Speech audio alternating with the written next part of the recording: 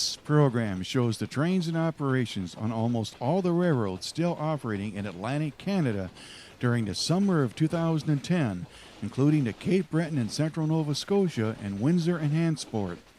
Much has changed since our last visit to New Brunswick and Nova Scotia 12 years ago.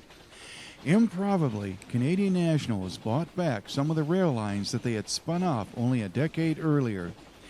Today's trains on CN's main line from Montreal to Moncton through Edmundston, New Brunswick, although fewer than a dozen years ago, are twice as long, running up to 12,000 feet in length, and making for some impressive scenes running through the deep woods and across the great bridges of CN's superbly engineered former National Transcontinental Railway line through northern and central New Brunswick.